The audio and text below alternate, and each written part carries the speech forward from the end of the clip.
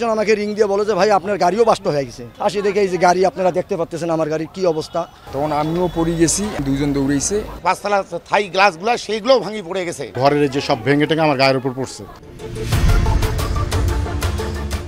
রংপুর নগরীর সিও বাজার এলপিজি স্টেশনে এক ভয়াবহ বিস্ফোরণের ঘটনা ঘটে। শনিবার দুপুর 12টার দিকে এই বিস্ফোরণের পর মুহূর্তেই আশপাশে আগুনের লেলিহান শিখা ছড়িয়ে পড়ে। বিকট শব্দে কেঁপে ওঠে পুরো এলাকা। ঘটনাস্থলে থাকা অ্যাম্বুলেন্স, প্রাইভেট কার, বাসসহ অন্তত 20টি গাড়ি ক্ষতিগ্রস্ত হয়। আতঙ্ক ছড়িয়ে পড়ে চারপাশে। কালকে রাত ঠিক 2টা থেকে 2:15টার সময় আমি গাড়িটা এখানে রাখি বাসায় যাই, এবং সকালে যখন বাসা থেকে আমি ফ্রেশ হয়ে খাওয়া দাওয়া করি বেড়াই, 1.5 ঘন্টা আগে একটা শব্দ পাইলাম আমি। তো শব্দটা পাওয়াতে আমি মনে হচ্ছে হয়তো রোডে হয়তো ট্রাক চলে, ট্রাকের চাকা বাস্ট হয়ে গেছে। কিছুক্ষণ পর আমাকে মোবাইল করে বলে যে ভাই আপনি কোথায়, যে বাসায়, যে আপনি যে পাম্পে গাড়ি রাখেন ওই পাম্প বাস্ট হয়ে গেছে। আবার একজন আমাকে রিং দিয়ে বলে যে ভাই আপনার গাড়িও বাস্ট হয়ে গেছে। তখন আমি শুনিয়া বাসা থেকে আমি দৌড়ি আসি দেখে এই যে গাড়ি আপনারা দেখতে পাচ্ছেন আমার গাড়ির কি অবস্থা। এই ট্যাঙ্কি এটা হয়তো কোনো গ্যাস ছিল না, এখানে হাওয়া হয়ে এটা একটা দুর্ঘটনা কাজ চলছিল।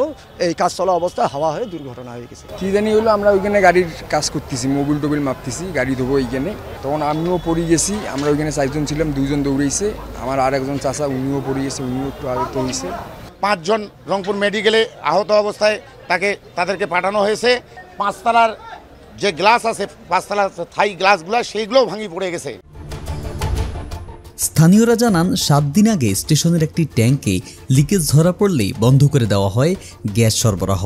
সকালে মেরামতের কাজ চলাকালীন ট্যাঙ্কে চাপ সৃষ্টি হলে হঠাৎ ঘটে বিস্ফোরণ।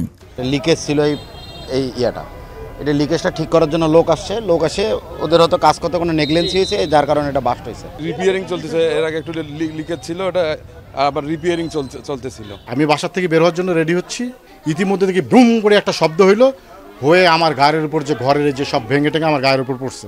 আমি ভেবেছিলাম প্রথমত অবস্থায় যে আমার বাসার উপরে গাছ আছে, বলে ভেঙে পড়ে গেছে, এরকম মনে হচ্ছিল। পরে যখন ঘর থেকে বেরিয়ে দেখলাম যে আমার সমস্ত ঘর বাড়ি তছনছ হয়ে গেছে। বিস্ফোরণে আহত হন অন্তত 20 জন। এর মধ্যে ইঞ্জিনিয়ার সোহাগ রংপুর মেডিকেলে চিকিৎসাধীন অবস্থায় মারা যান। ঘটনাস্থলে কাজ করছে ফায়ার সার্ভিসের 4টি ইউনিট। বিস্ফোরণের ক্ষয়ক্ষতি নির্ধারণেও শুরু হয়েছে তদন্ত। আমরা 12টা থেকে সংবাদ পাই সিও বাজারের এলপিজি ফিলিং স্টেশনে একটা দুর্ঘটনা ঘটেছে এবং অগ্নিকাণ্ড ঘটেছে। আসে দেখি আমরা ঘটনাস্থলে শুধু বিস্ফোরণ ঘটেছে, অগ্নিকাণ্ড ঘটে নাই, এবং আমরা কোনো আহত ব্যক্তিকে খুঁজে পাইনি। তার আগেই তারা হাসপাতালে প্রেরণ করছে। এই ট্যাঙ্কারের কিছু অংশ ফেটে একেবারে উপরে উঠে আসছে মাটি আন্ডারগ্রাউন্ড থেকে। মেরামতের কাজ করতে গিয়ে কোনো রকম কোনো ত্রুটি সৃষ্টি হচ্ছে।